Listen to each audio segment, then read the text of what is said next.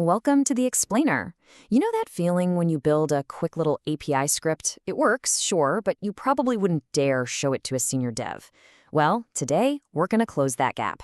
We are going to take a super basic FastAPI Hello World and layer on all the stuff that really matters. Data validation, automated testing, and proper error handling to turn that simple script into a professional, production-ready application. All right, so here's the game plan. We'll start with a quick recap of our project, just to get our bearings. Then, we'll build out the core API functions. After that, we're adding a really important safety net with automated tests, figuring out how to handle errors gracefully, and then at the end, we'll tie it all together to see why every single one of these pieces is so crucial. First things first, every application has to start somewhere, right? So let's take a quick look at our foundation, the absolute bare bones project setup, so we can really appreciate just how far we're going to take this thing. It all starts with just 3 little commands. Seriously, that's it. This gets a virtual environment going, installs FastAPI, and fires up a live server. Right now, it literally just says Hello World. But think of it as our blank canvas. It's ready for us to build something really useful. Okay, so how do we get our Hello World API to actually do something? We need to give it the power to manage data. And this next step is all about adding that core functionality that makes an API, an actual API. We're going to implement what's known as CRUD operations.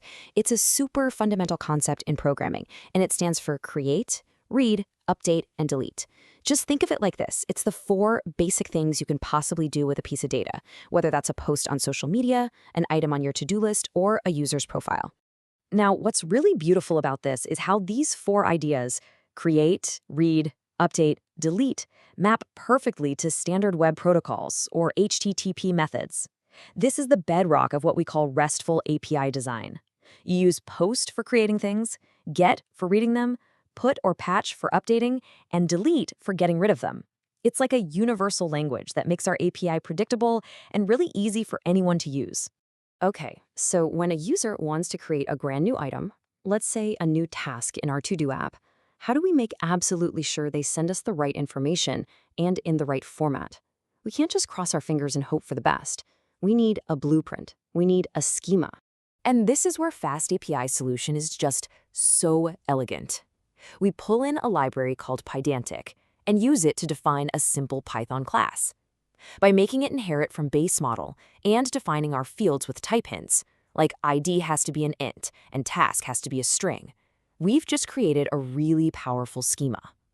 This little class tells FastAPI exactly what a valid to-do item is supposed to look like. And this is the magic part. Just by defining that simple class and telling our endpoint to expect it, FastAPI does 2 enormous things for us, completely automatically. First, it validates any incoming post requests to make sure they match our schema. And second, it generates interactive API documentation so other developers instantly know how to use our API. It is a massive, massive time saver. Okay, so our API has features now. It actually does things. But how do we know it's reliable? What happens down the road when we need to change something? Let's build ourselves a crucial safety net to make sure our code works right now and keeps working later. This is the big question, right? This is what every professional developer has to answer. Manually clicking through the API docs every time you make a tiny change, it's just not going to work long term. It's slow, it's tedious, and it's so easy to miss something. We need a better way. Honestly, the difference is like night and day. When you bring in automated testing with a tool like PyTest, you completely transform your development process. You go from being slow and kind of afraid to touch your own code to being fast, confident, and proactive. You start catching bugs before they ever get a chance to cause problems for your users. The real power here, the whole point, is that assert statement. See, we're using FastAPI's built-in test client to talk to our API directly in our code without even starting a server.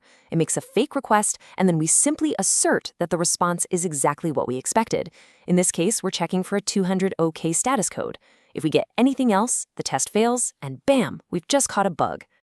All right, our main features are in place, and we have tests to prove they work. That's great for the happy path, but what about the unhappy paths? What happens when a user sends us junk data or asks for an item that just doesn't exist? A truly professional API knows how to handle these cases with grace. You're going to get used to seeing this number, 422. This is what FastAPI gives us totally for free. Anytime a user sends a request that doesn't perfectly match our Pydantic schema, FastAPI just stops it right there and sends back this specific HTTP status code. So this is FastAPI's built-in error handling just doing its job perfectly. A 422 error is incredibly helpful. It's basically telling the client, hey, I understood what you wanted to do, but the data you gave me was all wrong. It'll even give them hints about which field was the problem. And again, this happens without us writing a single extra line of code. But we're not just stuck with the automatic stuff. We can, and we absolutely should, create our own custom descriptive errors that make sense for our app's logic. By raising an HTTP exception, we get full control. We can send back any status code we want with any detail message we want, like a classic 404 not found error when a user asks for an item ID that doesn't exist in our database. So, we've added CRUD, we've added tests, we've added error handling. Let's just zoom out for a second and really appreciate what we've managed to build by putting all of these different pieces together. See, we've gone way beyond a simple little script. By combining the raw speed of FastAPI, the data integrity you get from Pydantic, the confidence that comes from PyTest, and the clear communication of HTTP status codes, we've actually built the foundation for a professional-grade API.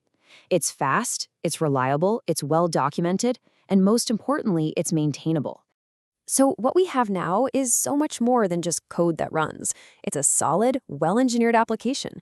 It's robust, it's tested, and it's ready for the real world. The code itself might be done, but its journey is really just beginning. So the next big question is, how do you get this thing from your laptop into the cloud so the whole world can actually use it? Well, that's the challenge of deployment, and frankly, that's where the real fun begins.